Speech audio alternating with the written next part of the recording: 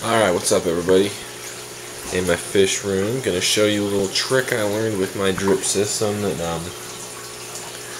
basically has eliminated any problems when it comes to bubbles in my overflows.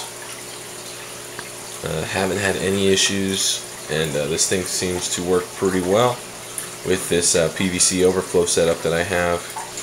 A few people have it set up, and just figured I'd throw this out to everybody and show people what I do to avoid bubbles, because I had issue with this tank.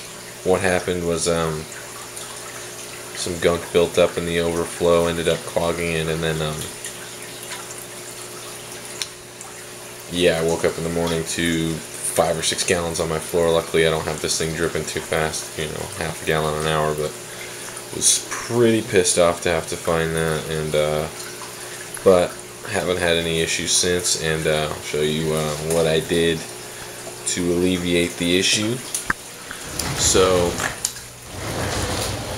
we'll go over to this one. This guy right here, as you can see, the water line goes to there, and what happens when the water line's there, this thing's gonna only drain at what I have dripping into the tank, which is half a gallon an hour. So this tank gets 12 gallons. It's changed every single day. I can't say how much I love this drip system. It's absolutely a godsend. You know, with the new baby at home, I don't have to worry about coming in here and doing 2 hours worth of tank maintenance like I used to do 3 or 4 days a week, which was, you know, enjoyable then, but now I got other stuff to do. So alright, so the overflow, I've explained how it works. Drains into there, reservoir, drains out of there. And what I do is, say I got a bubble in there. Don't know if we can see that. I do have one little bitty bubble, which happens throughout the day. And so, like I said, with that at the water level, sitting still, it's only going to drain a half a gallon an hour. But when I take this and I tilt it into the water, as you can see, those are submerged now. What happens is the flow in the overflow increases to basically a maximum, you know, speed that this thing can flow out. What that does, pushes any bubbles, anything out right through that overflow and out, so I don't have to worry about bubbles building up over time.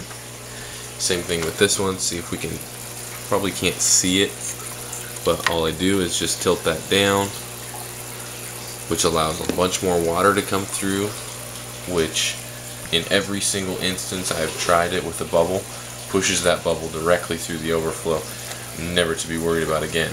Okay, so I do this I check them about once a day.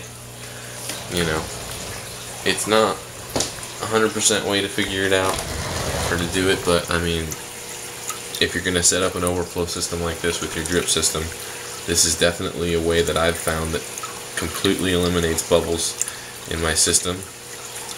And I've only had issue when it comes to bubbles on the tanks that I run lower drip on. Like these 4 tanks that I have dripping, all are dripping at 0.5 gallons per hour. So, and these are the only tanks I've had bubbles in. You check out that overflow right there. I've got this tank hooked up to the same sump, and this one's dripping at 2 gallons per hour, and it seems that the speed in which that one drains basically eliminates any bubbles. Yeah, you can hear it gurgles like an overflow in a sump, just much quieter, but had zero issues. As you can see, that thing's taped on there. I taped that on there the first time I put that on there. Have not had to remove it once, and it's been on there for over a month now.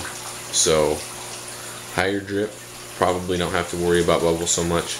Lower drip on small tanks, you're probably going to have a little bit of issue with bubbles, especially, as I've heard, with dissolved oxygen in tanks that you run sponge filters, which these 2 tanks are both running a sponge filter.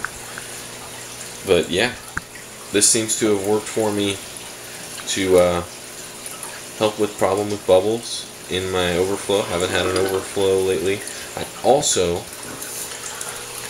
took my my overflow tube, and instead of cutting them at a 90-degree angle straight down, because with this one it clogged up, what I did is, if I've got the bottom Let's find something here. So you got the bottom of the tube there. What I did was I cut it probably like an angle like that, so that water can enter throughout the whole thing instead of just one spot on the bottom, which seems to have worked. But I have noticed that there is like a buildup of algae inside of these that I will have to do maintenance on every once in a while. You can see the line right there. It's got some buildup in there. But so far, haven't had any issues with that other than when this one overflowed back there. So yeah,